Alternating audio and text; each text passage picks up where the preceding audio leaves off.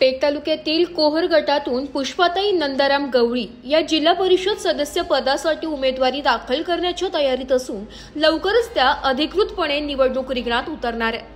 विश्वासार्ह, प्रामाणिक आणि जिव्हाळ्याने काम करणाऱ्या नेत्या म्हणून ओळख असलेल्या पुष्पाताई नंदाराम गवळी यांच्या उमेदवारीला ग्रामस्थांचा उत्स्फूर्त प्रतिसाद मिळत आहे। पुष्पाताई यांनी पेठ पंचायत समितीच्या सभापती पदाची धुरा सांभाळत विविध विकास कामे पूर्ण केल्याचे ग्रामस्थांनी यावेळी सांगितले। रस्त्याचे डांबरीकरण, केटी बंधारे, शाळांची दुरुस्ती, करंजाळी येथील पीएससी येथे अँब्युलन्स सुविधा, महिलांसाठी रोजगार निर्मिती असे अनेक उपक्रम त्यांनी राबविले।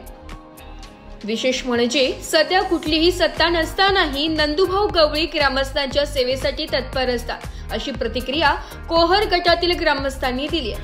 वृत्तवाहिनीशी बोलताना पुष्पाताई गवळी म्हणाल्या की कोहर गटातून जिल्हा परिषद निवडणूक लढविण्याचा निर्णय घेतलाय। प्रचाराला चांगली सुरुवात झाली असून ग्रामस्थांचा उत्साह पाहून मोठा आत्मविश्वास मिळत आहे। विकास कामांच्या जोरावर जनता सोबत आहे।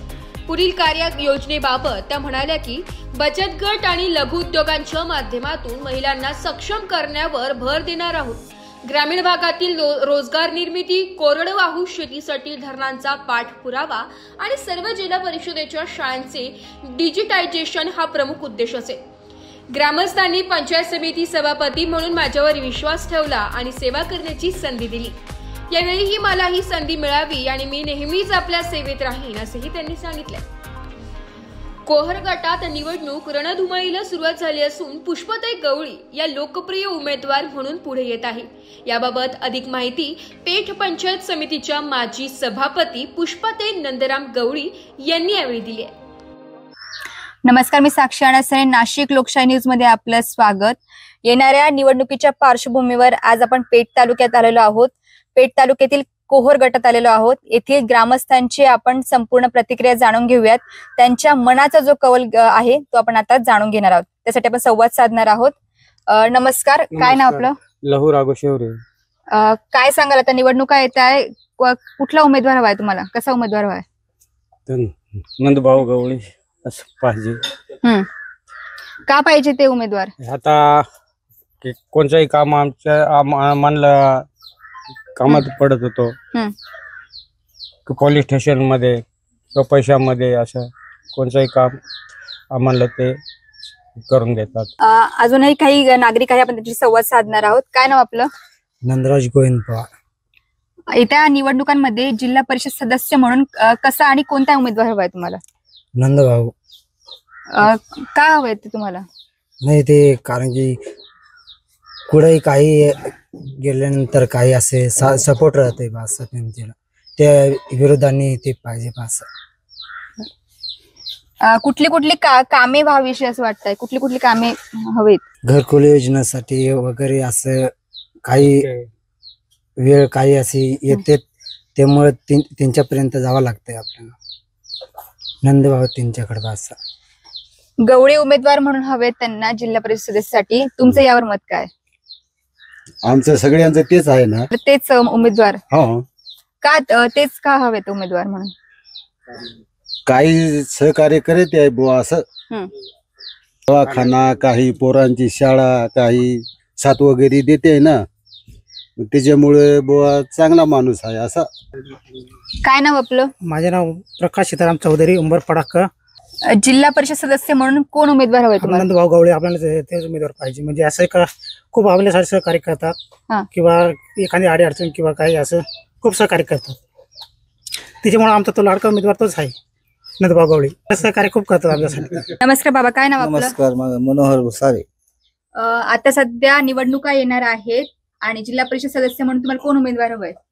उमेदवार आता जो नंदूशेठ आहेत हे आमचे सोयीचे आहेत आणि आमच्या कामात सदोदित राहतात, सहकार्य करतात, मदत करतात। कुठली कुठली कामे केली किंवा कसे सहकार्य करतात? सहकार्य कोणत्याही गोष्टीत करतात। एखादा आजारी पेशंट असो, कोणी असो, धावून येतात आणि त्याची देखभाल करतात। हो, शाळेसाठी सुद्धा ते आमचे पोरांचं ऍडमिशन असो किंवा काही गोष्टी असल्या तर ते येतात आणि सहकार्य करतात। नंदुशेठ आहेत ना, ते आमच्या पोरांसाठी किंवा सुखादुखासाठी दवाखान्यात असो, सरकारी कामं असो, कुठल्याही कामात ते आम्हाला मोठी मदत राहते ते. आणि रात्री बेरात्री ते धावून येतात. जे झडपीच्या निवडणुकीमध्ये त्यांची बाई राहणार आहे त्यांना आम्ही भरघोस मताने विजयी करून देऊ आणि त्यांच्यावर आमचा विश्वास आहे. जिल्हा परिषद सदस्यासाठी अनेक उमेदवार या ठिकाणी रिंगणात आहे. बर, कोहर गटातून तुम्हाला कोण उमेदवार हवा आहे, काय सांगाल? नाही आम्हाला आमच्या गावची जी बाई आहे ना, नंदूभाऊची बाई, हा मागे ते सभापती होत्या, त्यांनी खूप चांगलं काम केलं, आताही करतील. गावाचा थोडा प्रगतशील उपाय होतो तो, त्यांनी बरेचसे काही कामं केले. आजही आमची छोटी मोठी कामं ते अडवत नाही, अगदी सांगितले का लगेच ते करतात. आम्हाला जर मदत लागली तर आम्ही 100% त्याच्याकडून करून घेतो. सुखा दुखाला वेळे काळेला, रात्री सांगा, बेरात्री सांगा, दिवसा सांगा, केव्हाही सांगा, आतापर्यंत त्यांनी कामं केली, याचे पुढे करतील ते, अशी आमची एकदम 100% गॅरंटी आहे. आम्हीच नाही तर आमच्या परिसरातील गावातील इतर लहान मोठले माणसं सगळे त्यांना मानतात.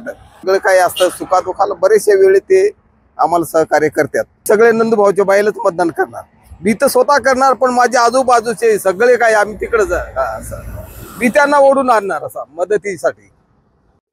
मागील जे पुष्पाताई जे होते गवळी यांच्या संदर्भात आता त्यांनी कामं वगैरे काही जे आहेत ना, खूप मागच्या वेळेस सभापती असताना केले.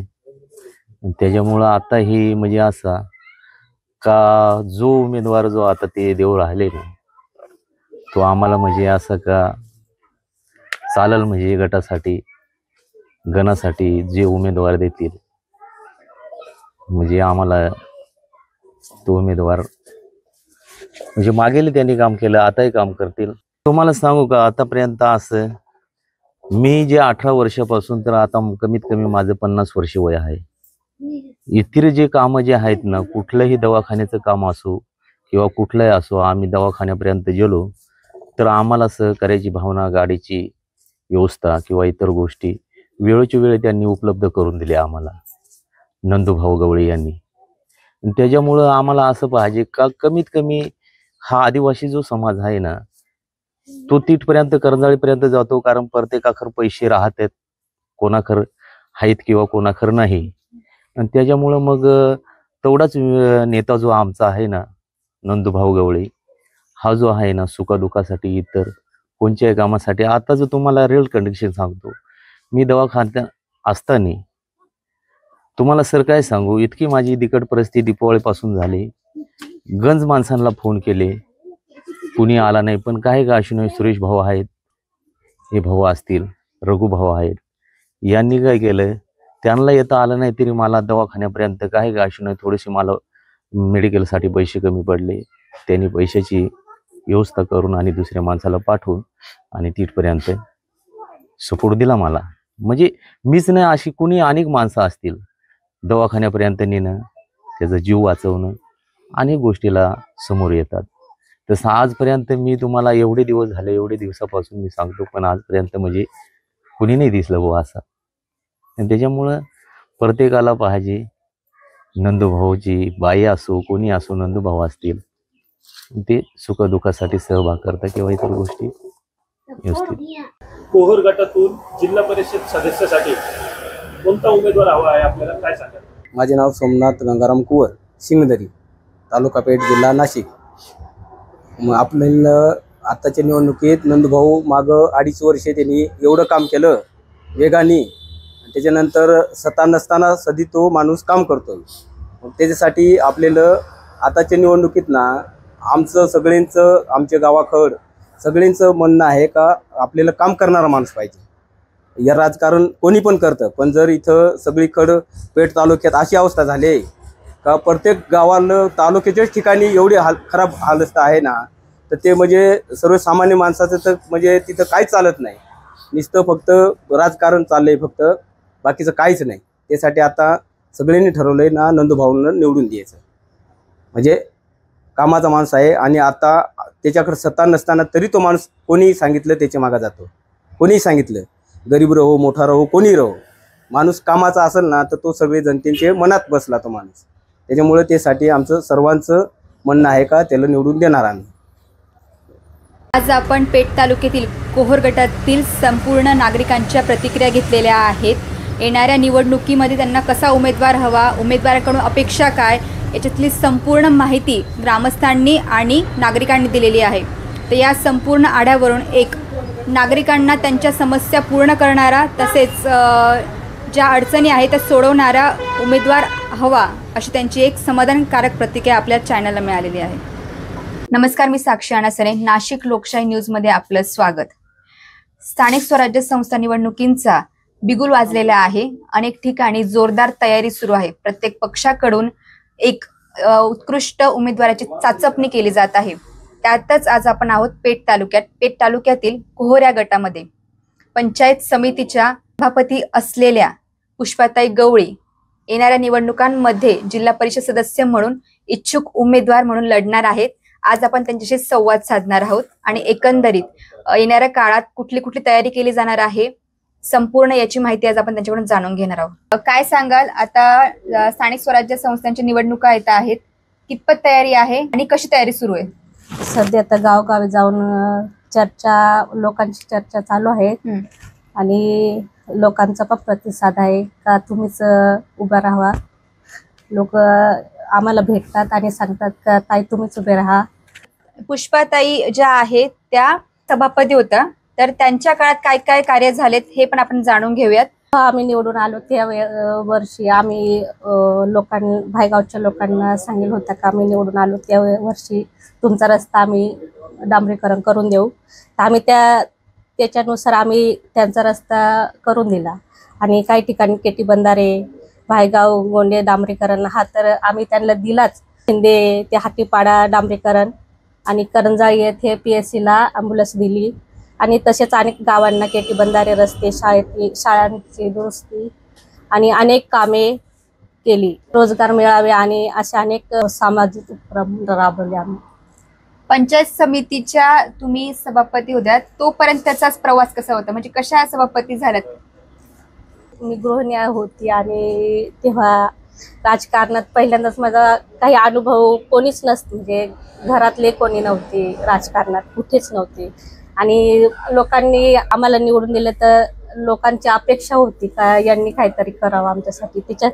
तशाप्रमाणे आम्ही लोकांची कामे सुद्धा केली आणि रात्रीच्या एक केव्हा पण आम्ही कोणताही गरजू माणूस येऊ कशासाठी, म्हणजे असं आजारी असो किंवा असं रात्रीच्या वेळेस इथं स्टँडवर कोणी एकटा असलं तरी आम्ही त्यांच्या कामी आलेलो आहोत।